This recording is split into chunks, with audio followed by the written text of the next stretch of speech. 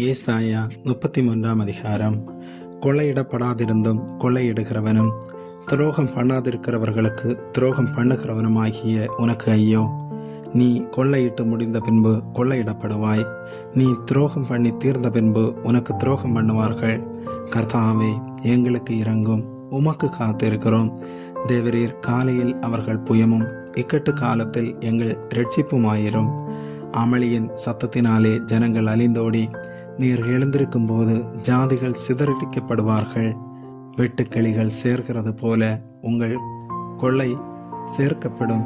வெட்டுக்கிளிகள் குதித்து திரிகிறது போல மனுஷர் அதன் மேல் குதித்து திரிவார்கள். கர்த்தர் உயர்ந்தவர், அவர் உன்னதத்தில் வாசமாயிருக்கிறார். அவர் சீயோனை நியாயத்தினாலும் நீதியினாலும் நிரப்புகிறார். பூரண இரட்சிப்பும் ஞானமும் அறிவும் உன் காலங்களுடைய உறுதியாயிருக்கும். கர்த்தருக்கு பயப்படுகிறதலே அதன் பொக்கிஷம். இதோ அவருடைய பராக்கிரமசாலிகள் வெளியிலே அலறுகிறார்கள். சமாதானத்து ஸ்தானாதிபதிகள் மனங்கசந்து அழுகிறார்கள். பாதைகள் பாழாயின, வழிப்போக்கர் இல்லை. உடன்படிக்கையை மீறுகிறான். நகரங்களை இகழ்ச்சி பண்ணுகிறான்.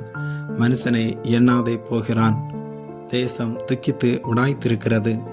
லீபனோன் வெட்கி வாடுகிறது. சாரோன் வனாந்தரத்துக்கு ஒப்பாயிருக்கிறது. பாசானும் கர்மேலும் பாழாக்கப்படுகிறது. இப்பொழுது எழுந்தருளுவேன், இப்பொழுது உயருவேன், இப்பொழுது மேன்மைப்படுவேன் என்று கர்த்தர் சொல்லுகிறார். பதரை கற்பந்தரித்து தாளடியை பெறுவீர்கள். அக்கினியைப் போல் உங்கள் சுவாசமே உங்களை பட்சிக்கும்.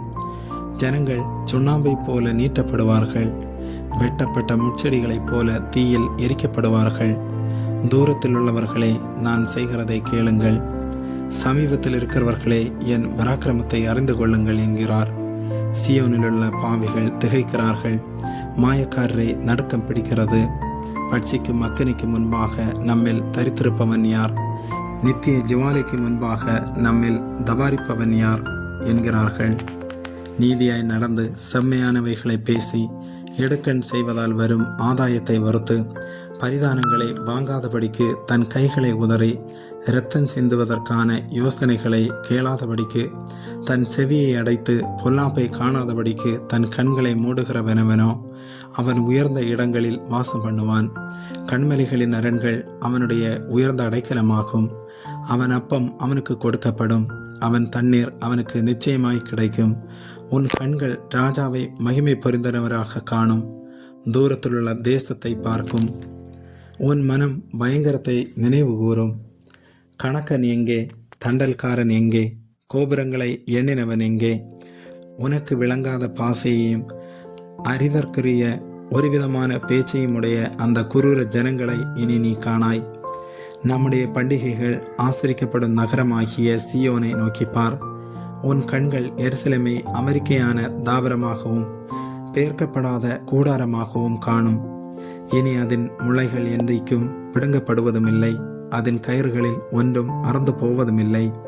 மகிமையுள்ள கர்த்தர் அங்கே நமக்கு மகா விசாலமான நதிகளும் ஆறுகளும் உள்ள ஸ்தலம் போலிருப்பார். வலிக்கிற படவு அங்கே ஓடுவதுமில்லை. பெரிய கப்பல் அங்கே கடந்து வருவதும் இல்லை. கர்த்தர் நம்முடைய நியாயாதிபதி. கர்த்தர் நம்முடைய நியாய பிரமாணிக்கர். கர்த்தர் நம்முடைய ராஜா. அவர் நம்மை ரட்சிப்பார். உன் கயிறுகள் தளர்ந்து போம். பாய்மரத்தை கெட்டிப்படுத்தவும் பாயை விரிக்கவும் கூடாமற் போம். அப்பொழுது திரளான கொள்ளை பொருள் பங்கிடப்படும். சப்பானிகளும் கொள்ளையாடுவார்கள். வியாதிப்பட்டிருக்கிறேன் என்று நகரவாசிகள் சொல்லுவதில்லை. அதில் வாசமாயிருக்கிற ஜனத்தின் அக்கிரமம் மன்னிக்கப்பட்டிருக்கும். ஆமேன்.